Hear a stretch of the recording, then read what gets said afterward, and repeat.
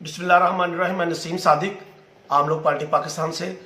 آج پھر گجرانوالہ میں دوسرا واقعہ پیش آیا۔ آپ نے دیکھا ابھی 3 ہفتے ہوئے ہیں کہ اروپ سکول میں جو واقعہ پیش آیا، چھت گری، اور آج گجرانوالہ میں 6 بچے شہید ہوئے ہیں، ایک ٹیچر شہید ہوئی ہے۔ مجھے بتائیں، یہ وہی منسٹر لاہور سے آتا ہے اور 5 لاکھ روپے 10 لاکھ روپے دے کے اور چلے جاتی ہے، مذمت کرتے ہیں۔ مجھے بتائیں کہ وہ پرائیویٹ سکول ہیں یا سرکاری سکول ہیں؟ ان سکولوں کے مالکان یا جو سکولوں کو بلڈنگ کو پاس کرتے ہیں سرکاری سکولوں کے، وہ اور ڈی سی اور کمشنر اور وزیر اعلیٰ پنجاب، جہاں آپ کے بچے پڑھتے ہیں، ان سکولوں کی چھت گرے، پھر میں آپ سے پوچھوں گا دکھ کیا ہوتا ہے، تکلیف کیا ہوتی ہے؟ ماں کو کتنی تکلیف ہے، اس باپ کو کتنی تکلیف ہے؟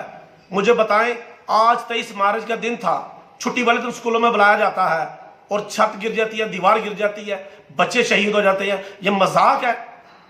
سوئے ہوئے ہیں ادارے، سوئے ہوئے ہیں گورنمنٹ، اور جس سکولوں میں آپ کے بچے پڑھیں ان کی چھتیں گریں، ہم لوگ 10-10 لاکھ روپے لے کے آئیں گے اور آپ کو کہیں گے یہ لے 10 لاکھ روپیہ۔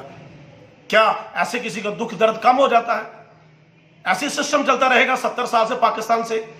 کیا یہ ادارے اپنے آپ کو ٹھیک نہیں کریں گے؟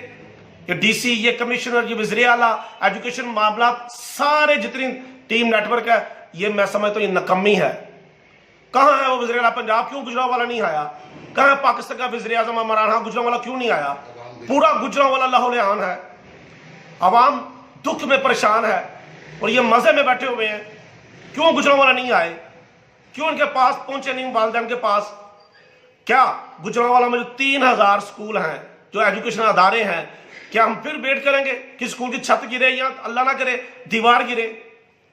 کب یہ بند کرے گا سسٹم؟ کب یہ سسٹم ٹھیک کریں گے؟ جب عوام آپ کے پاس آئے گی، آپ کا گریبان پکڑے گی، اس وقت کا انتظار کر رہے ہیں۔ بدلو اپنے آپ کو، ٹھیک کرو۔